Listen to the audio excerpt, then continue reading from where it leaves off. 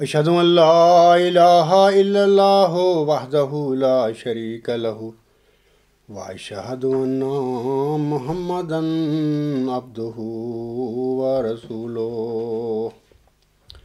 اما بعد فاعوذ باللہ من الشیطان الرجیم بسم اللہ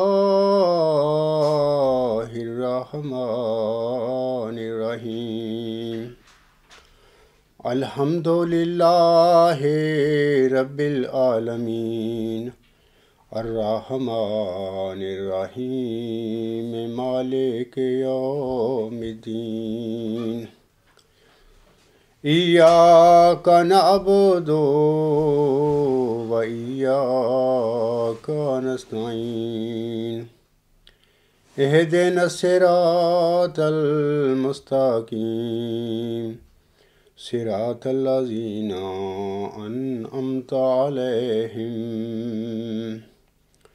صراط الذین انعمت علیہم غیر المغضوب علیہم ولا الضالین قال موسیٰ لقومہ استعینوا باللہ واصبروا ان الارض للہ یورثها من یشاء من عبادہ والعاقبۃ للمتقین۔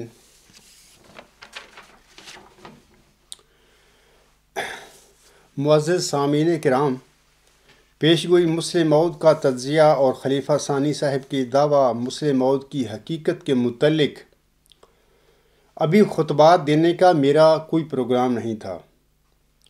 امسال جماعت احمدیہ اصلاح پسند کے جلسہ سالانہ جرمنی سے پہلے اس موضوع کو شروع کرنا چاہتا تھا اور جلسہ سالانہ پر بھی میں اسی موضوع پر خطاب کرنا چاہتا تھا، لیکن چونکہ قادیانی مولوی حضرات کا یہ شیوہ ہے کہ وہ پیش گوئی مسلم موعود اور خلیفہ ثانی صاحب کے جھوٹے دعویٰ مسلم موعود کے متعلق احمدیوں کو گمراہ کرنے اور اس گمراہی کو مزید پکا کرنے کے لیے مسلسل جھوٹ بولتے رہتے ہیں، اور پروگرام راہ ہدا میں بھی ہر سال پیش گوئی مسلم موعود کے متعلق دبا دبا کر جھوٹ بول کر نہ صرف سادہ اور لا علم احمدیوں کو گمراہ کرتے ہیں بلکہ اپنی آخرت کا بھی بیڑا غرق کرتے رہتے ہیں۔ امسال میرے بعض ساتھیوں نے پیش گوئی مسلم موعود کے سلسلے میں MTA پر نشر ہونے والے پروگرام راہ ہدا کی طرف جب میری توجہ مبذول کروائی تو پھر مجھ سے نہ رہا گیا، اور اس طرح ابھی نہ چاہتے ہوئے بھی پیش گوئی مسلم موعود اور خلیفہ ثانی صاحب کے دعویٰ مسلم موعود کی حقیقت کے متعلق میرے خطبات کا سلسلہ شروع ہو گیا۔ بہرحال جو بھی ہوتا ہے وہ بہتر ہی ہوتا ہے، اور اس میں بھی شاید اللہ تعالیٰ کی کوئی رضا پوشیدہ ہو۔ یہ بھی واضح رہے کہ میں خلیفہ ثانی صاحب کی طرح خود مسلم موعود نہیں بنا ہوا، بلکہ مجھے مسلم موعود بنایا گیا ہے، اور جب اللہ تعالیٰ کوئی ذمہ داری اپنے کسی بندے پر ڈال دے تو اس ذمہ داری کو نبھانا پڑتا ہے۔ ویسے بھی میرے جیسے کمزور انسان کے لیے اس قسم کی عظیم و شان ذمہ داری کا ملنا میرے لیے انتہائی خوش نصیبی کی بات ہے، اور میرے ایسا نالائق انسان تو اللہ تعالیٰ کی اس بخشش پر اس کا صحیح رنگ میں شکر بھی ادا نہیں کر پا رہا، اور میری ہمہ وقت یہی دعا ہوتی ہے کہ اے میرے غفار، اپنے عبد الغفار کو معاف کر دینا۔ اس موضوع پر جب سے خطبات کا سلسلہ شروع ہوا ہے، میں نے پہلے بھی ایک دو دفعہ اپنے احمدی بھائیوں، بہنوں اور بزرگوں سے عرض کی تھی کہ خلیفہ ثانی صاحب کے دعویٰ کی حقیقت کے متعلق بیان کرنا میرے لیے بھی اتنا ہی تکلیف دہ ہے جتنا کہ آپ میں سے بعض کے لیے میرے ان خطبات کا سننا مشکل ہے۔ ایک بار پھر عرض کرتا ہوں کہ خلیفہ ثانی صاحب کے دعویٰ مسلم موعود کے متعلق جو کچھ میں بیان کر رہا ہوں، دلائل کے ساتھ بیان کر رہا ہوں کہ یہ کوئی ہوائی اور فرضی باتیں، من گھڑت باتیں نہیں میں آپ لوگوں سے کہہ رہا۔ جو بھی بات میں آپ لوگوں کے آگے بیان کرتا ہوں اس کا میں دلیل دیتا ہوں، اس کا ثبوت پیش کرتا ہوں۔ جیسا کہ آپ سب جانتے ہیں سامعین کرام کہ خاکسار اپنے عظیم آقا اور مسیح مصطفیٰ صلی اللہ علیہ وآلہ وسلم یعنی حضرت مہدی و مسیح موعود علیہ السلام کی دعا کی قبولیت کا نتیجہ ہے۔ لہٰذا آپ علیہ السلام کے موعود اور گمراہ لڑکے کے متعلق ان حقائق کا بیان کرنا میرے لیے بھی کافی تکلیف دہ ہے۔ یہ سب کچھ بیان کرنا بہرحال میری ذمہ داری ہے اور میں اس میں کوئی کوتاہی نہیں کر سکتا۔ گزشتہ خطبات جمعہ میں خاکسار نے بڑی وضاحت کے ساتھ بتا دیا ہے کہ خلیفہ ثانی صاحب بخوبی جانتے تھے کہ حضور علیہ السلام کے زندہ لڑکوں میں سے کوئی بھی مسیح مبارک احمد یا موعود ذکی غلام مسیح الزمان نہیں ہے، اور چونکہ مسیح مبارک احمد یعنی موعود ذکی غلام ہی مسلم موعود ہے، اور اس موعود مسلم جماعت احمدیہ میں کسی آئندہ زمانے میں پیدا ہونا تھا۔ اس ضمن میں خلیفہ ثانی صاحب کا تحریری بیان جون جولائی کے رسالہ تشریح الاذہان میں موجود ہے، اور آپ سب خلیفہ ثانی صاحب کا یہ بیان الغلام.com کی نیوز نمبر 81 پر پڑھ سکتے ہیں۔ 1914 میں خلیفہ ثانی بننے کے بعد جب بعض خوشامدی احمدیوں نے آپ کو مسلم موعود اور قدرت ثانیہ کا مظہر ڈکلیئر کر دیا، دیکھیے اس سلسلے میں نیوز نمبر 5، وہاں پر اس بات کی تفصیل ہے کہ کیسے کچھ خوشامدی لوگوں نے جناب خلیفہ ثانی صاحب کو خلیفہ بنتے ہی المصری الموعود لکھنا شروع کر دیا تھا اور مظہر قدرت ثانیہ قرار دے دیا تھا۔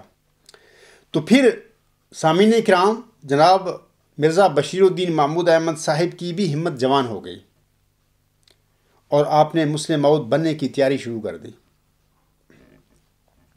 اور مسلم موعود بننے کے لیے آپ کے سامنے 2 نکاتی ایجنڈا تھا۔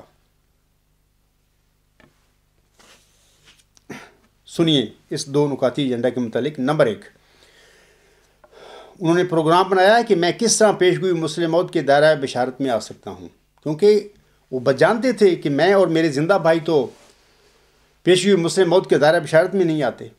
پہلا ان کا یہ پروگرام تھا، انہوں نے یہ تشکیل دیا اور بنایا پروگرام کہ میں کس طرح پیشگوئی مسلم موعود کے دائرہ بشارت میں آ سکتا ہوں۔ نمبر 2، میں جماعتی خدمات اس رنگ میں کروں جن کی بنیاد پر ازاں بعد مسلم موعود ہونے کا دعویٰ کیا جا سکے۔ میں نے گزشتہ خطبات میں جناب خلیفہ ثانی صاحب کے اپنے الفاظ میں ان دونوں باتوں کے ثبوت آپ سامعین کے آگے پیش کر دیے ہیں۔ یہ کوئی میں فرضی باتیں نہیں کر رہا، میں ان کے ثبوت بھی آپ لوگوں کے آگے پہلے اپنے سابقہ خطبات میں رکھ چکا ہوں۔ علاوہ اس کے جناب خلیفہ ثانی صاحب کے دعویٰ سے پہلے کے بیانات اور دعویٰ کے بعد کے بیانات میں جو تضاد ہے، میں اس کے متعلق بھی آپ سامعین کرام کو پہلے ہی بتا چکا ہوں۔ 7-8 جنوری 1944 کی درمیانی شب خلیفہ ثانی صاحب نے جو طویل خواب دیکھی، اور پھر خواب کے فوراً بعد خواب میں ایک الہام وَأَنَا الْمَسِيحُ الْمَوْعُودُ مَسِيحُهُ وَخَلِيفَتُهُ، اور میں بھی مسیح موعود ہوں، یعنی اس کا مسیح اور اس کا خلیفہ ہوں۔ اس الہام کی بنیاد پر جناب خلیفہ ثانی صاحب نے مسلم موعود ہونے کا دعویٰ کر دیا۔ سامعین کو واضح رہے کہ جناب خلیفہ صاحب کا مسلم موعود ہونے کا دعویٰ چونکہ ایک الہام کی بنیاد پر کیا گیا تھا، لیکن آپ کا یہ الہامی دعویٰ قرآن کریم کی روشنی میں ذکی غلام سے متعلقہ مبشر الہامات کے مطابق قطعی طور پر ایک جھوٹا دعویٰ تھا۔ جیسا کہ میں پچھلے خطبہ جمعہ میں سامعین کو بتا چکا ہوں کہ اگر کوئی انسان اپنے کسی الہام کے سلسلے میں اللہ تعالیٰ پر افترا کرے گا تو اللہ تعالیٰ اس کو دائیں ہاتھ سے پکڑ کر اس کی رگ جان یعنی شہ رگ کاٹ دے گا، جیسا کہ اللہ تعالیٰ فرماتا ہے بَلَا تَقَوَّلَ عَلَيْنَا بَعْضَ الْأَقَاوِيلِ لَأَخَذْنَا مِنْهُ بِالْيَمِينِ ثُمَّ لَقَطَعْنَا مِنْهُ الْوَتِينَ فَمَا مِنْكُمْ مِنْ أَحَدٍ عَنْهُ حَاجِزِينَ۔ یہ جو آیات ہیں سورۃ الحاقہ کی آیات نمبر 45 سے 48 تک ہیں۔ اللہ تعالیٰ ان آیات میں فرماتا ہے اور اگر یہ شخص یعنی اللہ تعالیٰ آنسم کو مخاطب کر کے فرما رہے ہیں لوگوں کو کہ اور اگر یہ شخص ہماری طرف جھوٹا الہام منسوب کر دیتا، خواہ ایک ہی ہوتا، تو ہم یقیناً اس کو دائیں ہاتھ سے پکڑ لیتے اور اس کی رگے جان کاٹ دیتے۔ سو اس صورت میں تم میں سے کوئی بھی نہ ہوتا جو اسے خدا کے عذاب سے بچا سکتا۔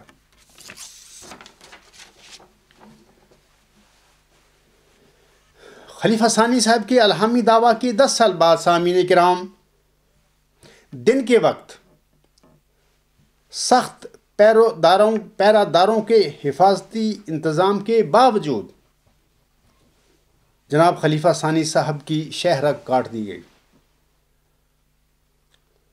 شہ رگ کٹنے کے بعد جناب خلیفہ ثانی صاحب مفلوج ہو گئے اور 11 سال 8 ماہ تکلیف میں گزار کر نومبر 1965 کے دن فوت ہو گئے۔ جیسا کہ میں پچھلے خطبہ جمعہ میں بتا چکا ہوں کہ امت محمدیہ میں مذکورہ سورہ الحاقہ کی آیات کے مطابق آن حضرت صلی اللہ علیہ وآلہ وسلم کا 23 سالہ زمانہ نبوت کسی بھی ملہم من اللہ کے لیے اس کے الہام کے سچے ہونے کا معیار تسلیم کیا جاتا ہے، جیسا کہ بانی جماعت علیہ السلام اپنی کتاب 40 نمبر 4 روحانی خزائن جلد 17 صفحہ 434 پر فرماتے ہیں۔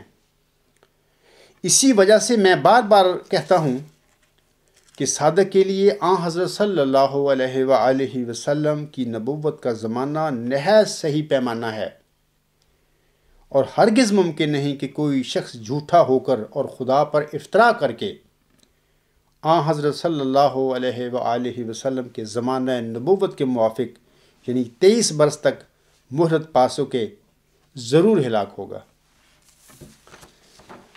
سامعین کرام، حضرت بانی جماعت علیہ السلام کسی صادق کے لیے آن حضرت صلی اللہ علیہ وآلہ وسلم کا زمانہ نبوت یعنی 23 سال کا عرصہ ایک معیار قرار دیتے ہیں۔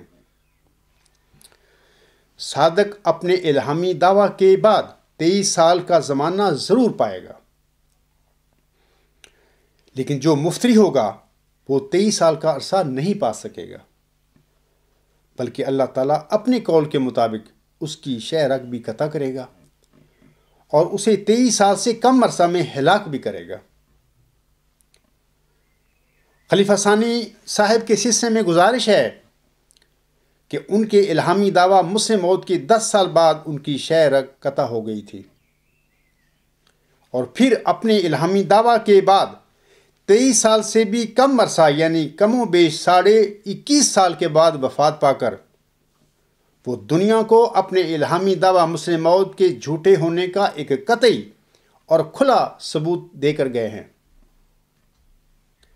لیکن کیسی عجیب اور قابل افسوس بات ہے کہ اللہ تعالیٰ کے اس قہری نشان کے بعد بھی میرے اسیر احمدی بہنوں، بھائیوں اور بزرگوں کو اس بات کی سمجھ نہیں آ رہی کہ جناب خلیفہ ثانی صاحب کا دعویٰ مسلم موت قطعی طور پر ایک جھوٹا دعویٰ تھا اور وہ قطعاً مسلم موت نہیں تھے۔ بعض علماء جماعت کہتے ہیں کہ جناب خلیفہ ثانی صاحب کو تو اپنے والد محترم حضرت مرزا غلام علیہ السلام کی زندگی میں الہامات شروع ہو گئے تھے، لہذا خلیفہ ثانی کے متعلق یہ کہنا کہ انہوں نے الہام کے بعد 23 سال کا عرصہ نہیں پایا، درست نہیں ہے. یہ ان کا ایک سوال ہے. ایک وہ ایسی باتیں کرتے ہیں, ایک دلیل دیتے ہیں اپنی طرف سے خلیفہ ثانی کے متعلق. اس ضمن میں خاکسار عرض کرتا ہے کہ ہمیں خلیفہ ثانی صاحب کے دیگر الہاموں پر اعتراض نہیں ہے. ان کے دیگر الہاموں کی حقیقت کو اللہ تعالیٰ جانتا ہے. ان کے دیگر الہاموں کا معاملہ اللہ اور اس کے بندے یعنی مرزا بشیر الدین محمود احمد کے درمیان ہے. ان الہاموں کے متعلق مرزا بشیر الدین محمود احمد جانے, اللہ جانے. ہمارا اس پر کوئی اعتراض نہیں, بحث نہیں اس کے متعلق. یہاں پر ان کے اس الہام کی بات ہو رہی ہے جس کی بنا پر انہوں نے اپنے مسلم موعود ہونے کا دعویٰ کیا تھا, اور وہ الہام ہے وَأَنَا الْمَسِيحُ الْمَوْعُودُ مَسِيلُهُ وَخَلِيفَتُهُ, اور میں بھی مسیح موعود ہوں یعنی اس کا مسیل اور اس کا خلیفہ ہوں. میرا کہنے کا مطلب یہ ہے کہ اگر ان کا یہ الہام اور ان کا الہامی دعویٰ مسلم موعود سچا ہوتا تو سامعین کرام پھر نہ ان کی شہ رگ قطع ہوتی اور نہ ہی وہ اس الہام کے بعد 23 سال سے پہلے وفات پاتے. سامعین کرام, میں نے آغاز میں جس آیت کی تلاوت کی تھی یہ سورہ الاعراف کی آیت نمبر 129 ہے. اس کا ترجمہ یوں ہے, اس پر موسیٰ نے اپنی قوم سے کہا اللہ سے مدد مانگتے رہو اور صبر سے کام لو. ملک تو اللہ کا ہے, اپنے بندوں میں سے جس کو چاہتا ہے اس کا وارث کر دیتا ہے, اور اچھا انجام ہمیشہ متقیوں کے ہاتھ ہی رہتا ہے.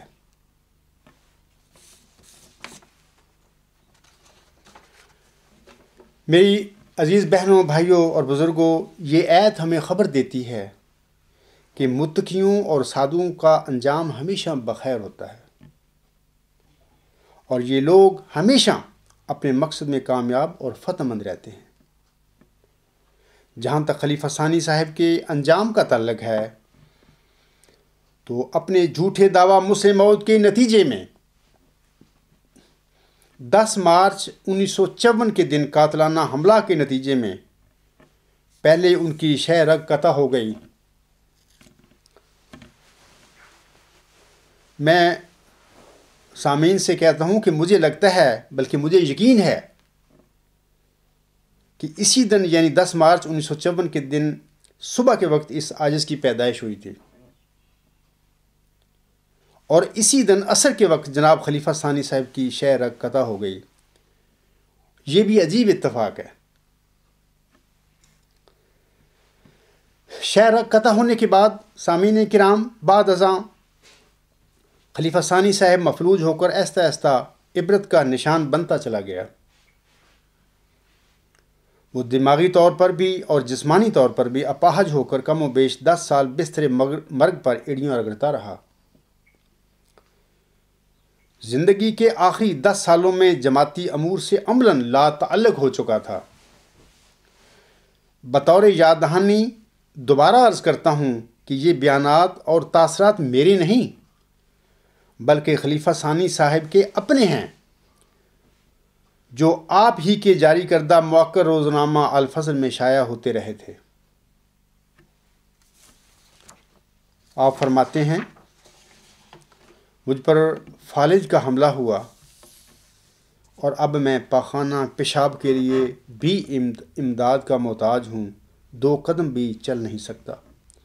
یہ الفضل 12 اپریل 1955 پر یہ ان کے الفاظ پڑھے جا سکتے ہیں.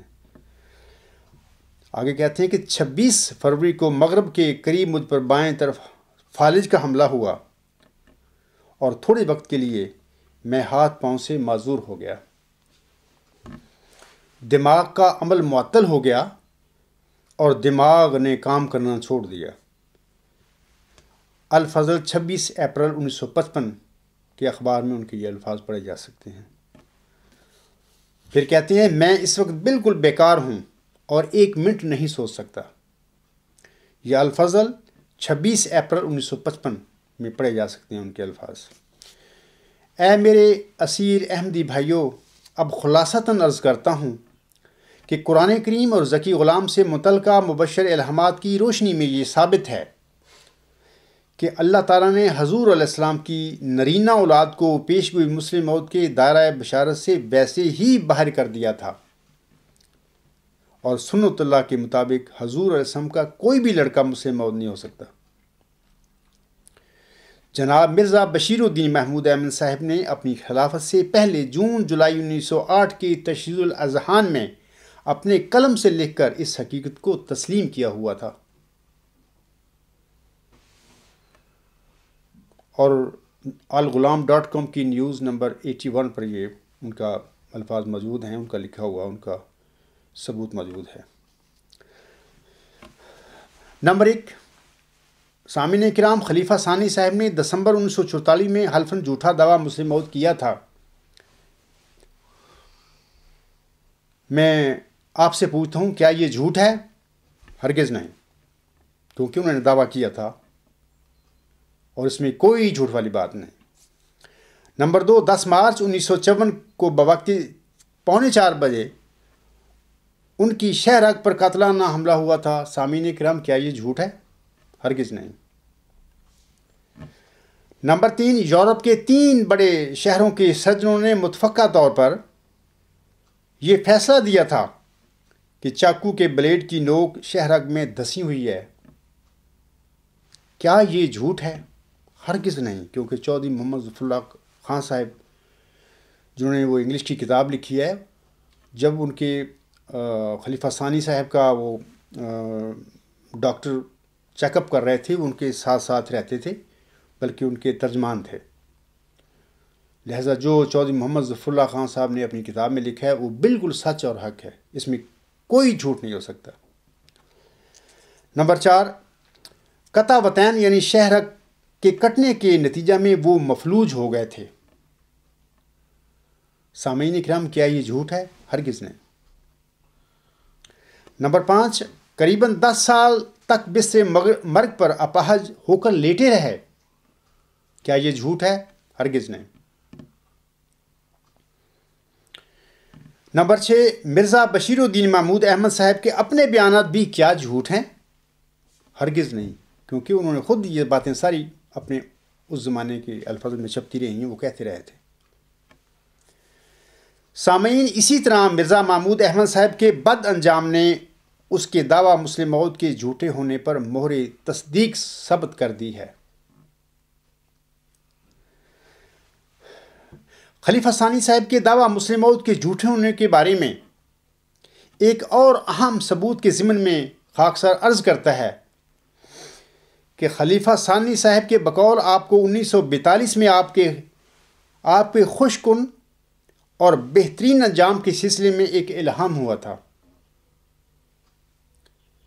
جیسا کہ آپ تفسیر کبیر جلد نمبر 10 صفحہ 571 پر لکھتے ہیں۔ اللہ تعالیٰ کا احسان ہے کہ اس نے مجھے یہ خوشخبری دی ہے کہ اللہ تعالیٰ میرے کاموں کو پورا کرے گا اور میرا انجام نہایت خوشکن ہوگا۔ ایسے چنانچہ 1942 میں اللہ تعالیٰ نے مجھے الہاماً فرمایا، موت حسن فی وقت حسن، کہ حسن کی موت بہترین موت ہوگی اور ایسے وقت میں ہوگی جو بہترین ہوگا۔ اس الہام میں وہ فرماتے ہیں، اس الہام میں مجھے حسن رضی اللہ تعالیٰ عنہ کا بروز کہا گیا ہے اور بتایا گیا ہے کہ اللہ تعالیٰ میری ذات کے ساتھ تعلق رکھنے والی پیشگوئیوں کو پورا کرے گا اور میرا انجام بہترین انجام ہوگا اور جماعت میں کسی قسم کی خرابی پیدا نہ ہوگی۔ فالحمدللہ علی ذالک۔ میرے عزیز بھائیوں، جناب خلیفہ ثانی صاحب نے اپنی زندگی میں جو کام شروع کیے تھے، ان میں سے ان کا ایک کام قرآن کریم کی تفسیر کا تھا۔ آپ سب جانتے ہیں اس بات کو۔ اب سوال پیدا ہوتا ہے کہ تفسیر کبیر کا جو کام انہوں نے شروع کیا تھا، کیا انہوں نے اس کام کو اپنی زندگی میں مکمل کر لیا تھا، یا وہ اس کام کو اپنی زندگی میں مکمل کر کے گئے ہیں؟ ہرگز نہیں۔ یہ تفسیر کس نے لکھی ہے، یہ بھی ایک الگ سوال ہے۔ اسی طرح ان کے بقول بذریعہ الہام ان کے خوش کن اور بہترین انجام کی بشارت دی گئی تھی۔ وہ کہتے ہیں، جیسے کہ میں نے ابھی ان کا حوالہ پڑھایا ہے، تفسیر کبیر جلد نمبر 10 صفحہ 500 غالباً 71 ہے، کیا ان کا اپنے الہام کے متعلق، سامعین کرام میں آپ سے سوال کرتا ہوں، کیا ان کا اپنے الہام کے مطابق انجام خوش کن اور بہترین انجام ہوا تھا؟ ہرگز نہیں۔ واضح ہو کہ اللہ تعالیٰ جو ہر بات پر قدرت اور طاقت رکھتا ہے نے خلیفہ ثانی صاحب کو خوش کن اور بہترین انجام کی بجائے بد انجام سے دوچار کر کے کیا ان کے الہاموں کی کلیں کھول نہیں دی تھی؟ اور اس طرح جب خلیفہ ثانی صاحب کا اپنے انجام کے متعلق آپ کا اپنا الہام موت حسن فی وقت حسن نفسانی ثابت ہو گیا، تو پھر آپ کا خواب جو آپ کے بقول آپ نے 7 اور 8 جنوری 1944 کی درمیانی شب دیکھا تھا، اور اس خواب میں جو الہام آپ کو ہوا تھا اور جس کی بنیاد پر آپ نے بعد ازاں اپنے مسلم موعود ہونے کا حلفاً دعویٰ کیا تھا، تو پھر اس کی کیا دلیل ہے کہ آپ کا یہ الہام رحمانی تھا؟ اے میرے احمدی بھائیوں، خلیفہ ثانی صاحب کے خوش کن انجام کے سلسلے میں ان کی 1942 کے الہام کی طرح کیا یہ الہام بھی نفسانی نہیں ہو سکتا؟ کافی ہے سوچنے کو اگر اہل کوئی ہے۔ جیسا کہ خاکسار گزشتہ خطبات میں بیان کر چکا ہے کہ 20 فروری 1886 کی الہامی پیشگوئی 2 پیشگوئیوں پر مشتمل تھی، یا با الفاظ دیگر پیشگوئی مسلم موعود میں ملہم کو 2 وجودوں کی بشارت دی گئی تھی، یعنی ایک وجیح اور پاک لڑکا اور ایک ذکی غلام۔ اس الہامی پیشگوئی میں حضور اسلام کے ایک جسمانی لڑکے کی پیشگوئی بطور فرع شامل تھی۔ مثلا ایک وجیح اور پاک لڑکا جس کے متعلق اللہ تعالیٰ نے اپنے کلام میں ملہم سے وعدہ فرمایا تھا کہ وہ لڑکا تیرے ہی تخم سے تیری ہی ذریت و نسل ہوگا۔ پیشگوئی مسلم موعود کے اس ضمنی حصے کا مصداق سامعین کرام اولاً حضور علیہ السلام کا پہلا لڑکا بشیر احمد اول تھا۔ اللہ تعالیٰ نے بشیر احمد اول کو وفات دے کر حضور علیہ السلام کو اس کی مسیر کی بشارت دے دی۔ بشیر احمد اول کی وفات کے بعد 12 جنوری 1899 کو بشیر ثانی یعنی مرزا بشیر الدین محمود احمد کی پیدائش ہوئی۔ حضور علیہ السلام نے بطور تفاعل اس کا نام بشیر الدین محمود احمد رکھا، اور اس طرح پیشگوئی مسلم موعود کا وجیح اور پاک لڑکا سے متعلقہ حصہ بطور مثیل بشیر الدین محمود احمد کی طرف منتقل ہو گیا، یعنی بشیر اول سے بشیر الدین محمود احمد بشیر ثانی کی طرف منتقل ہو گیا۔ خاکسار ان تمام حقائق کی پہلے وضاحت کر چکا ہے، لیکن خلیفہ ثانی صاحب نے زیادتی اور دھاندلی کر کے الہامی پیشگوئی کے وجیح اور پاک لڑکا کے حصہ سے تجاوز کرتے ہوئے مسلم موعود ہونے کا دعویٰ کر کے اصل یعنی مین پیشگوئی مسلم موعود پر عملاً قبضہ جما لیا۔ خاکسار نے اپنی کتاب غلام مسیح الزماں کے پہلے حصے الہامی پیشگوئی کا تجزیہ کے دوسرے ابواب، جس کا عنوان ہی غلام مسیح الزماں ہے، میں کامل طور پر ثابت کیا ہے کہ مرزا بشیر الدین محمود احمد مثیل بشیر احمد اول تھے۔ اگر خلیفہ ثانی صاحب تقویٰ کی راہوں پر چلتے ہوئے اپنے دعویٰ کو مثیل بشیر احمد اول یعنی وجیح اور پاک لڑکا تک محدود رکھتے تو وہ ولو تقول علینا کی گرفت میں ہرگز نہ آتے۔ اور نہ ہی جماعت احمدیہ میں پیش گوئی مسلم موعود کے متعلق یہ فساد پیدا ہوتا جس فساد میں آج جماعت احمدیہ مبتلا ہے۔ لیکن وہ جانتے تھے کہ اگر انہوں نے مسلم موعود کا دعویٰ نہ کیا تو ان کا 1000 سالہ خاندانی مذہبی حکومت کا خواب پورا نہیں ہوگا۔ لہذا میرے خیال میں انہوں نے جان بوجھ کر مسلم موعود یعنی ذکی غلام مسیح الزماں ہونے کا دعویٰ کر کے اس الہامی پیشگوئی پر قبضہ جمایا۔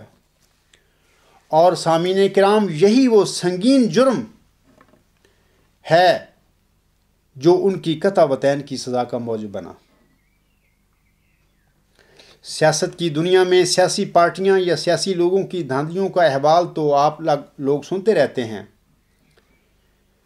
اور پوچھنے پر سیاسی لوگ کہہ دیتے ہیں کہ ہم مذہبی یا روحانی لوگ نہیں ہیں بلکہ دنیا دار لوگ ہیں اور سیاست میں سب کچھ چلتا ہے۔ لیکن مذہبی تاریخ کا غالباً یہ پہلا واقعہ ہوگا کہ ایک شخص نے دیدہ و دانستہ ایک الہامی پیشگوئی میں دھاندلی اور ظلم اور زیادتی کرتے ہوئے اپنے معینہ روحانی مقام سے تجاوز کر کے ایک ایسے روحانی مقام کو اپنے اوپر چشمہ کر لیا جس روحانی مقام کا وہ مصداق ہی نہیں تھا۔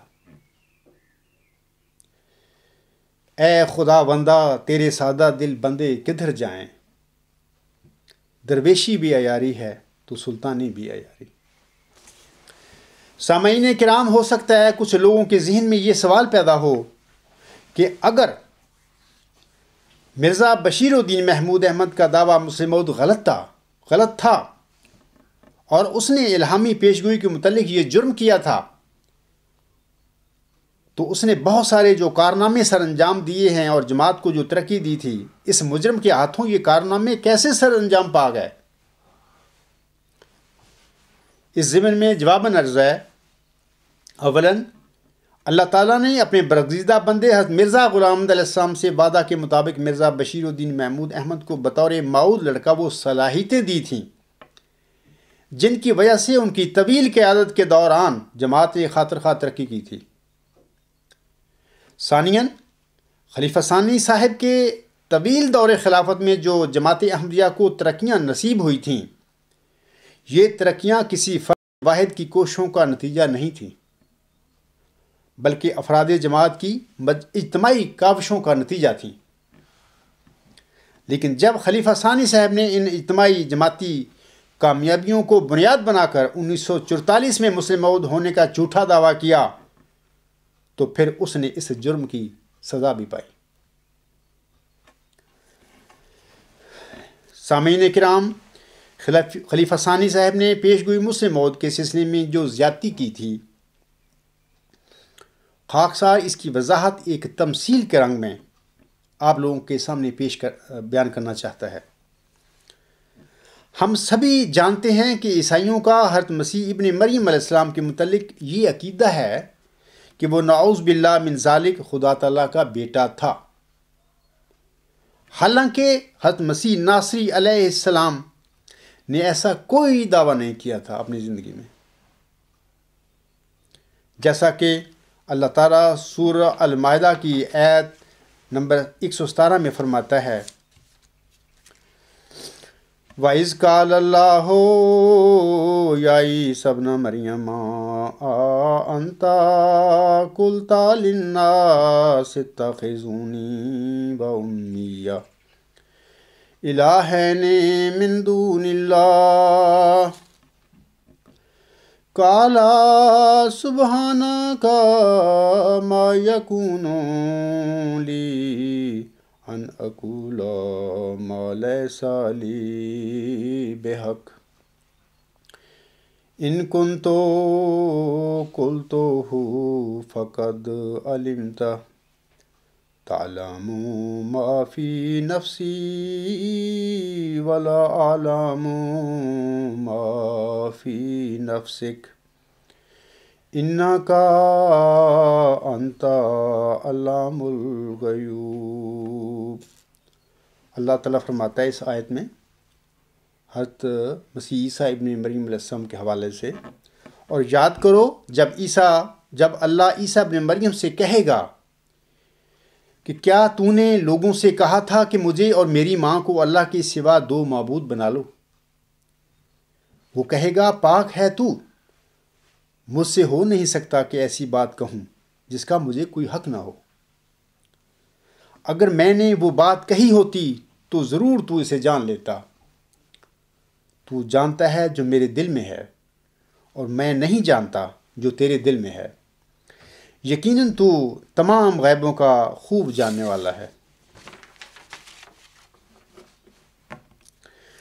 اب سامعین کرام فرض کریں کہ اگر جناب مرزا بشیر الدین محمود احمد کی طرح، یہ ایک میں مثال دے رہا ہوں فرض کے طور پر، کہ مرزا بشیر الدین محمود احمد کی طرح حضرت مسیح عیسیٰ ابن مریم علیہ السلام نبی اور رسول ہونے کے ساتھ ساتھ حلفاً یہ دعویٰ بھی کر لیتے کہ وہ نعوذ باللہ ابن اللہ ہیں۔ تمام یہودی ان کا یہ دعویٰ تسلیم بھی کر لیتے، وہ اپنے وقت میں یہودیت کو بہت ترقی بھی دے دیتے،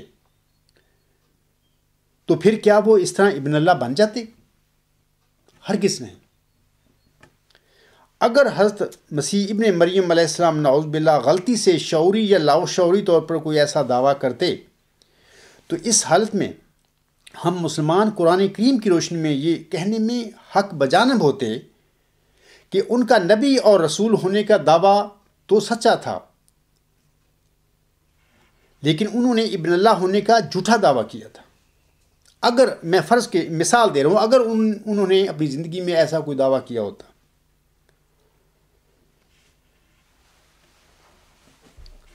لیکن آپ جانتے ہیں کہ حضرت مسیح ابن مریم علیہ السلام نے ایسا کوئی دعویٰ نہیں کیا تھا اپنی زندگی میں۔ ابن اللہ ہونے کا دعویٰ عیسائیوں نے جھوٹے طور پر آپ علیہ السلام کی طرف منسوب کر رکھا ہے۔ لیکن خلیفہ ثانی صاحب کا معاملہ بالکل الٹ ہے۔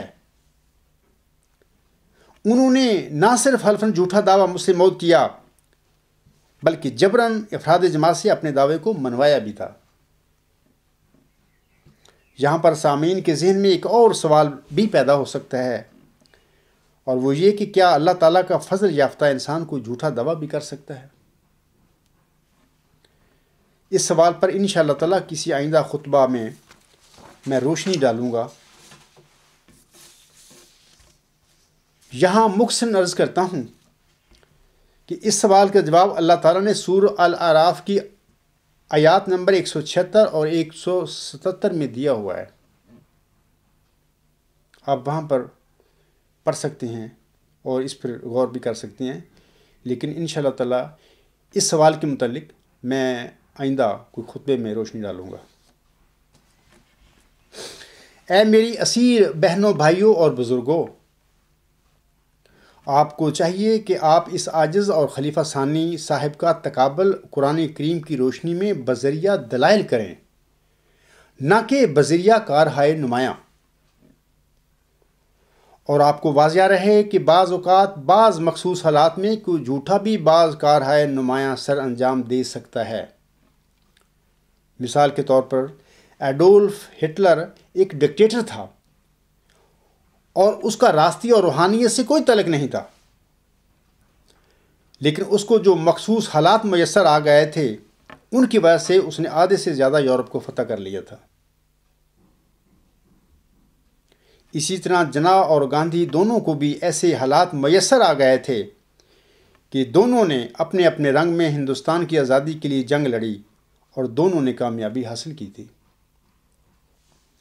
اتنی بڑی کامیابیوں کے باوجود ان دونوں میں سے کسی ایک نے بھی اپنی سیاسی کامیابی کو اپنے مصلح یا مجدد بننے کے لیے جواز نہیں بنایا تھا،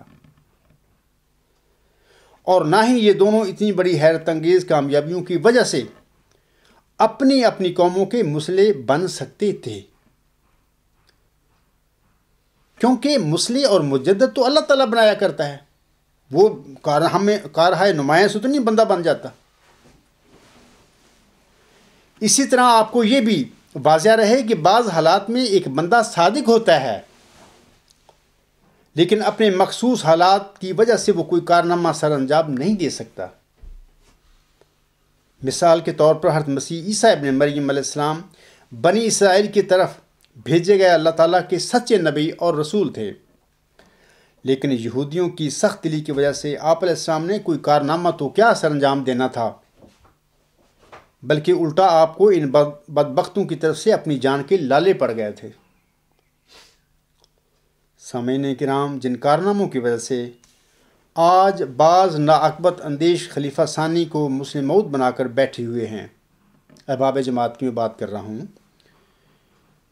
اس معیار کی روح سے تو حضرت مسیح عیسیٰ ابن مریم علیہ السلام نعوذ باللہ سچے نبی اور رسول بھی نہیں ٹھہرتے۔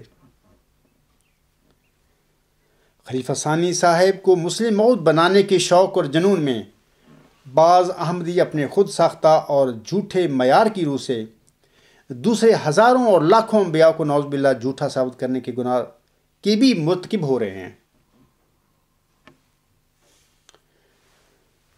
اے میری اسیر بہنوں، بھائیوں اور بزرگوں، جب کوئی عقیدہ یا دعویٰ کلی طور پر غلط ثابت ہو جائے تو پھر ایسے جھوٹے عقیدہ یا دعویٰ کو چھوڑ دینے میں ہی لوگوں کی فلاح ہے۔ مثلاً 1 صدی قبل حضرت مہدی و مسیح موعود علیہ السلام نے دنیا میں نزول فرما کر حیات مسیح کے باطل عقیدے کو کامل طور پر جھوٹا ثابت کر دیا تھا، لیکن اس کے باوجود مسلمانوں کی اکثریت ابھی تک حیات مسیح کے اس باطل عقیدے پر جمی ہوئی ہے۔ میرا آپ سے سوال ہے کہ حیات مسیح کے باطل عقیدے کے بطلان کے باوجود مسلمانوں کا اس باطل عقیدے کو نہ چھوڑنا کیا ایک بہت بڑا جرم نہیں ہے؟ اور کیا ایسے لوگ قیامت کے دن اپنے اس جرم کی سزا سے بچ جائیں گے؟ ہرگز نہیں۔ اسی طرح حضرت مہدی و مسیح موعود علیہ السلام کی جماعت میں موعظی غلام مسیح الزمان نے نزول فرما کر خلیفہ ثانی صاحب کی دعویٰ مسلم موعود کو ہر طرح اور ہر جہد سے جھٹلا کر آپ سب پر اتمام حجت کر دی ہے۔ اور کیا اب آپ کے تقوی کا یہ تقاضا نہیں ہے کہ آپ اس جھوٹے عقیدے سے تائب ہو کر حضور رسم کے سچے موعظی غلام مسیح الزمان کے دامن سے وابستہ ہو جائیں؟ اور اگر آپ نے بھی مسلمانوں کی طرح خلیفہ ثانی صاحب کے جھوٹے دعویٰ مسلم موعود کے عقیدے کو نہ چھوڑا تو پھر قیامت کے دن آپ بھی کسی طرح اس کی سزا سے بچ نہیں سکیں گے۔ خلیل جبران کے ایک زرعی قول کی روشنی میں جب ہم اپنی حالت زار کا جائزہ لیتے ہیں سامعین کرام، تو ایسا معلوم ہوتا ہے کہ جو کچھ اس دانشور نے کہا تھا وہ ہم پر صادق آتا ہے۔ وہ کہتا ہے، افسوس اس قوم پر جس کے پاس اپنی تاریخ اور تہذیب کے کھنڈروں کے سوائے فخر کرنے کو کچھ نہ ہو، اور جو اس وقت تک بغاوت کرنے پر آمادہ نہ ہو جب تک پھانسی کا پھندا اس کی گرد میں نہ پڑ جائے۔ میں دعا گو ہوں اللہ تعالیٰ آپ سب کو حق اور حقیقت کو قبول کرنے کی توفیق بخشے اور آپ کو اپنی حفظ و امان میں بھی رکھے، آمین۔ آئین نو سے ڈرنا، طرز کہن پہ اڑنا، منزل کٹھن یہی ہے قوموں کی زندگی میں۔ وما علینا الا البلاغ وآخر دعوانا ان الحمد للہ رب العالمین۔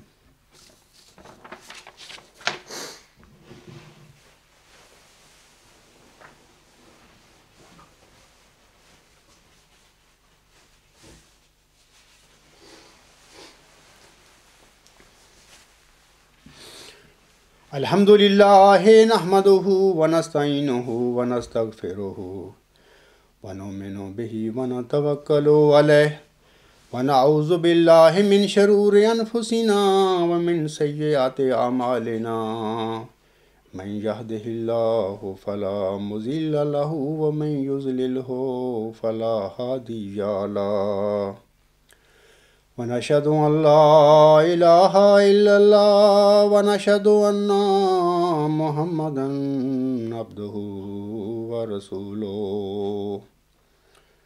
عباد الله رحمكم الله ان اللہ یأمر بالعدل والاحسان وایتاء ذی القربی وینہی عن الفحشاء والمنکر والبغی یعظکم لعلکم تذکرون اذکروا اللہ یذکرکم وادعوہ یستجب لکم ولذکر اللہ اکبر.